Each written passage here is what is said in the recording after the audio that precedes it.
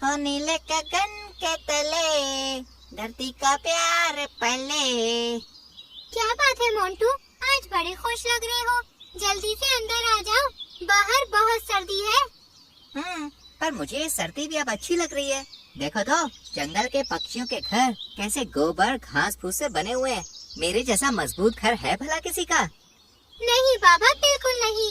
और ये बात मैं कल से तुम्हें 100 बार बता चुकी हूँ। मोंटू ने अभी अभी बहुत ही आलीशान, बड़ा, सुंदर और मजबूत घर बनवाया था, जिसे लेकर वो बहुत ज्यादा ही इतरा रहा था। वहीं पूरा जंगल भी बस उसी के घर की बातें कर रहा था। अरे सच कहती हूँ मीनू मौसी, मोंटू चूहे का घर देखकर मुझे तो अंदर से फुरफुरी सी मच रही है। मन कर रहा है बस एक बार अंदर से देख आऊं। बाहर से तो बड़ा आलीशान नजर आ रहा है। सच कहा लाडो, पर मुझे नहीं लगता मोंटू हम में से किसी को अंदर जाने भी देगा। क्यों भला? क्योंकि जब से उसका घर बना है तब से वो बड़ा इतरा रहा है। आज सुबह मैं जब उसके घर के पास से गुजर रही थी। अरे रानू, कहाँ जा रही है? वो भी इतनी सुबह? कुछ नहीं मोंटू, ठंड के मारे बल्लू जी की तबीयत कुछ ठीक नहीं है, तो बस ये जड़ी बूटियाँ लेने गई थी और साथ में थोड़ा खाना भी ले आई। छे, तुम सबको रोज रोज खाना लाना पड़ता है। अरे मेरा घर तो इतना बड़ा है कि साल भर का खाना स्टोर कर सकते हैं, पर तुम्हारी ऐसी औकात कहाँ। चलो ठीक है, मैं तो जा रहा हूँ भाई अपने आलीशान घर में। लो बताओ, पहले तो कभी मोंटू ऐसा न था। सब अमीरी की माया है लाडो। इतने में वहाँ कालू और भूरी आते हैं। हो, कितनी सर्दी है मीनू मौसी, जरा इस आग को तेज कर लो। एक दो और लकड़ियाँ डालो। वैसे क्या बातें चल रही थी और हमें देखते ही तुम सब चुप क्यों हो गए? नहीं नहीं, ऐसी कोई बात नहीं है। हम तो बस मोंटू चूहे के घर की बातें कर रहे थे। बहुत आलीशान बना लिया है। अरे छोड़ो उसके घर को और मेरी बात तो सुनो। मैं और कालू जी मौसम विभाग से पता करके आए हैं। आने वाले 3 दिनों तक जंगल में भारी बारिश होने वाली है, इसलिए अपने अपने घोंसलों को पक्का कर लो। कहीं ऐसा न हो कि ये बारिश आखिरी बारिश बन जाए। हे भगवान, एक तो कड़ाके की सर्दी, ऊपर से इस मौसम में बारिश। ना जाने कुदरत क्या चाह रही है। मेरा घर तो वैसे ही कमजोर है और इस सर्दी में इसकी मरम्मत करने का बिल्कुल भी मन नहीं है। मेरा भी, पर बारिश आने वाली है तो मरम्मत करनी पड़ेगी ना मीनू मौसी, इसलिए मैं तो जा रही हूँ। मैं भी। यूं ही एक एक करके सब अपने अपने घर चले जाते हैं। दूसरी तरफ भूरी और कालू भी घर जा ही रहे होते हैं कि उन्हें रास्ते में मोंटू का घर नजर आता है। भूरी, मैं क्या सोच रहा हूँ कि ये मौसम विभाग की चेतावनी मोंटू के घर भी देते हुए चलते हैं। अरे भला उसे चेतावनी की क्या जरूरत, उसका घर तो वैसे ही बच जाएगा। नहीं नहीं, फिर भी बता देना जरूरी है, इसी बहाने उसका घर भी देख लेंगे। ये बात तो सही कही, चलो चलते हैं। कालू दरवाजा खटखटाता है। अरे कौन है? आ रही हूँ। अब के दरवाजा तोड़ ही डालोगी? बड़ा घर देखा नहीं कि चले आए। कौन है भाई? मीठी बड़बड़ाते हुए दरवाजा खोलती है। सामने भूरी थी, जिसने उसकी सारी बातें सुन ली थी। पहली बात तो ये है मोहतरमा कि हम मुंह उठाकर नहीं आए हैं, तुम्हारे भले के लिए आए हैं। ये तो कालू जी ने कहा, वरना मुझे तुम्हारा भला करने की जरूरत भी नहीं है। तुम मेरा भला क्या ही करोगी? जाकर पहले अपना भला करो। देखा भी है इतना बड़ा घर कभी? नहीं देखा और देखना भी नहीं है। और अगर मेरी बद्दुआ लग गई ना तो तुम्हारा ये घर बारिश में कागज की नाव की तरह बह जाएगा। अरे कितनी कड़वी जुबान है तुम्हारी। इतने में मोंटू और कालू बीच बचाव करते हैं। जंगल के बाकी पक्षी भी इकट्ठा हो जाते हैं। क्यों झगड़ रही हो तुम दोनों? क्या बात है? मैं नहीं झगड़ रही मौसी, ये तो इस मीठी को ज्यादा तेवर चढ़े हैं, मेरे मुंह लग रही है। अरे मैं और कालू जी तो यहाँ इन्हें मौसम विभाग की चेतावनी देने आए थे। कहती है मुंह उठाकर आ गए। हाँ तो हमारा बड़ा घर देखकर तुम सबको जलन हो रही है कि नहीं? बताओ, इसलिए तो तुमने मुझे बद्दुआ दी। जाओ, मैं भी तुम्हें श्राप देती हूँ, तुम्हारा घर बाढ़ में बह जाएगा। अरे क्या कर रही हो तुम दोनों? हम सब एक ही जंगल के हैं, मिलजुल कर रहना है, ऐसे मत लड़ो। चलो अब शांत हो जाओ और मीठी तुम अंदर जाओ, भूरी चलो अपने घर चलो। इस तरह झगड़ा शांत हो जाता है और कालू भूरी को लेकर घर चला जाता है। तुम्हें क्या जरूरत थी उसके मुंह लगने की? आपको ही जाना था सूचना देने। घर क्या बना लिया, हवा में उड़ रहे हैं दोनों। देखना मैं क्या करती हूँ। अरे गुस्सा थूक दो और अब सो जाओ। रात काफी हो चुकी थी। पूरे जंगल में घोर सन्नाटा था। हर कोई अपने अपने घर में सो रहा था, लेकिन भूरी को नींद नहीं आ रही थी। जब तक मैं इस मीठी को सबक नहीं सिखा देती, मुझे चैन नहीं पड़ेगा। अभी इसका इंतजाम करती हूँ। बड़ा घमंड है ना इसे अपने घर पर। अब देख मीठी की बच्ची।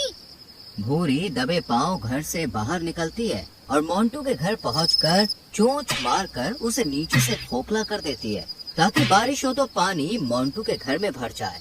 इतने में आसमान में जोर से गड़गड़ाहट होती है और मोटी मोटी बूंदें गिरना शुरू हो जाती है। अरे वाह, बारिश शुरू भी हो गई। अब पता चलेगा इस मीठी को भूरी से पंगा लेने पर क्या होता है। पर अब मैं तो घर चलूं।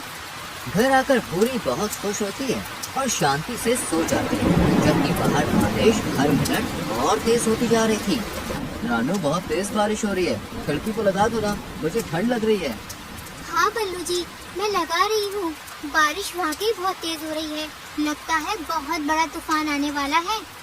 वो तो अच्छा हुआ कि तुमने घर की मरम्मत कर ली, वरना हमारा क्या होता। इतनी तेज बारिश, मैं तो अकेली रहती हूँ। अगर मेरा घोंसला बह गया तो मेरी आवाज सुनने वाला भी कोई नहीं है। पर अभी तो कहीं जा भी नहीं सकती।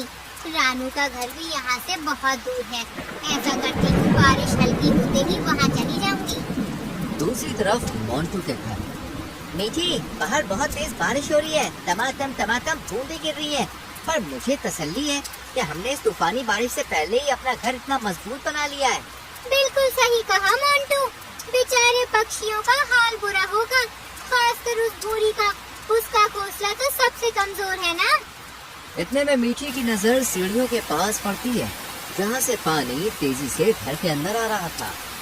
मोंटू, वो देखो। ये पानी? लेकिन हमारे घर में पानी कैसे आ सकता है? मैंने तो पूरा घर नक्शे से बनवाया था। पानी आने का सवाल ही नहीं है। मुझे वहाँ कुछ दिख रहा है।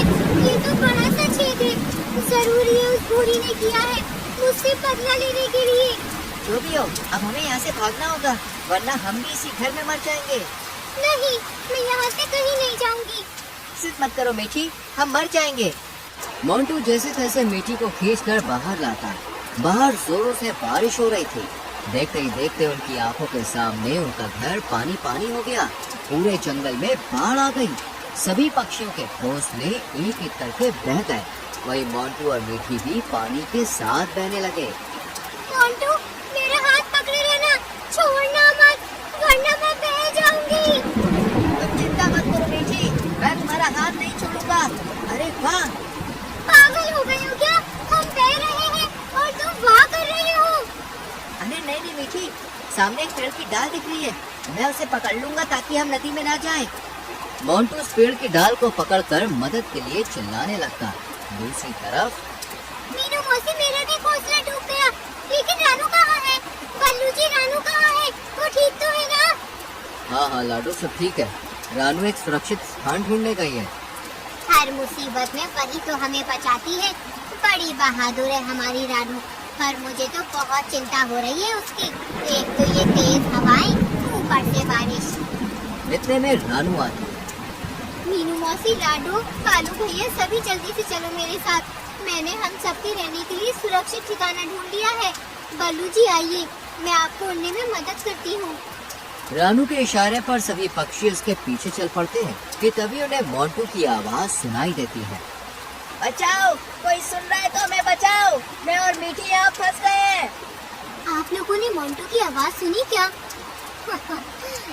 लगता है मेरा काम हो गया। पर अब रानू को वहाँ जाने से रोकना होगा, नहीं तो हमें तो कोई आवाज नहीं सुनाई दी। अरे क्या सुनाई नहीं दी? रानू सही कह रही है, ये आवाज मोंटू की ही है। चलो चलकर देखते हैं, कभी मोंटू और मीठी किसी मुसीबत में तो नहीं। भूरी के रोकने पर भी सभी पक्षी मोंटू के घर के पास आ जाते हैं, जो पानी से लबालब भर चुका था और कई जगह से टूट भी चुका था।